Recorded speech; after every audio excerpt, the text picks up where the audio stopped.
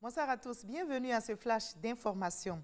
Ce dimanche, jour de culte pour les fidèles chrétiens, est assez spécial. Il célèbre la fête de la Pentecôte qui marque la descente du Saint-Esprit promis par Jésus et répandu sur les apôtres.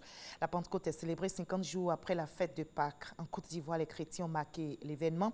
Dans les temples et paroisses, on a prié et invoqué l'Esprit de Dieu, le Saint-Esprit qui fortifie, console, inspire et vivifie. Notre reporter Grace Kando a sillonné plusieurs églises, notamment la paroisse Notre-Dame du Perpétuel Secours de Trècheville et l'église méthodiste unie le Jourdain de Makori. Nous verrons l'ambiance dans l'édition de 20h.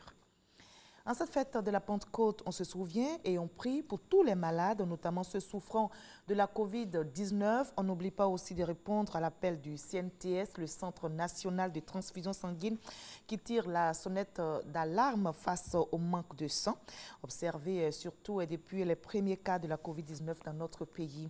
Devant l'urgence, le président des églises SEMA invite les fidèles chrétiens à donner un peu de leur sang pour sauver des vies. Heureusement, l'appel a été entendu. Francis Boifo. Les services du Centre national de transfusion sanguine, CNTS, sont anémiés.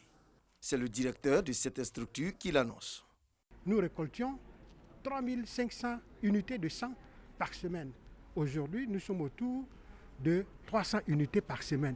Vous voyez donc, la baisse est énorme. Nous avons une baisse de plus de 70%. Et nous avons entendu l'appel du directeur national.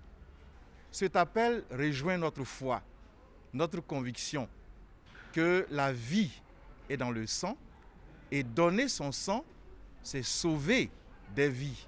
L'opération don des sangs, lancée par les églises SEMA dans la commune de Cocody, va durer plusieurs mois. Un partenariat a été signé pour faciliter la collecte du liquide précieux dans les différentes églises. C'est une grande communauté qui a au moins 800 000 fidèles, répartis sur l'ensemble du territoire ivoirien, et cette convention permettra au Centre national de transfusion sanguine de collecter le sang des membres de cette église. Appeler toute la population dans un élan de solidarité agissante pour que les besoins à sang soient compensés par l'action humanitaire de nos populations. Pour retrouver son équilibre et mieux prendre en charge les patients, le Centre national de transfusion sanguine a besoin de 240 000 poches de sang par an. La production en 2019 était de 170 000, soit un gap de 70 000 poches de sang. La crise sanitaire impacte aussi les entreprises en Côte d'Ivoire depuis le 11 mars et même avant. Pour certaines entreprises, les achats de matériel de protection et de prévention contre le virus ont explosé, ainsi que les équipements de télétravail dans les entreprises. Et pour d'autres structures, à côté de ces dépenses de protection, c'est plutôt le manque à gagner qui s'accroît pendant que les charges fixes restent en l'état. L'un dans l'autre, la COVID-19 coûte cher aux entreprises. Ce sera le dossier de ce 20h.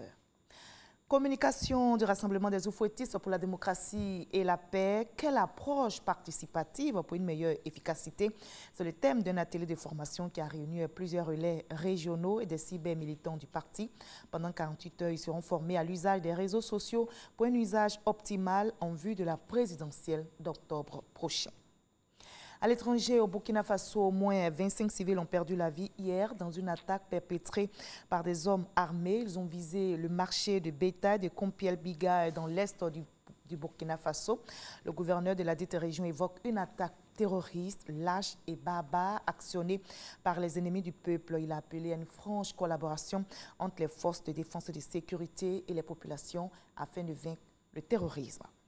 Les États-Unis assurent cette année la présidence du G7. Les dirigeants devraient se réunir par visioconférence fin juin en raison de la pandémie du coronavirus. Mais le président américain Donald Trump évoque un report. De plus, il envisage d'inviter d'autres pays, la Russie, la Corée du Sud, l'Australie et l'Inde, à un sommet du G7 élargi en septembre prochain. Pour rappel, les pays du G7 que sont le Royaume-Uni, le Canada, la France, l'Allemagne, l'Italie, le Japon et les États-Unis tiennent des réunions annuelles pour aborder des sujets internationaux. On va se retrouver à 20h pour la grande édition. À tout à l'heure.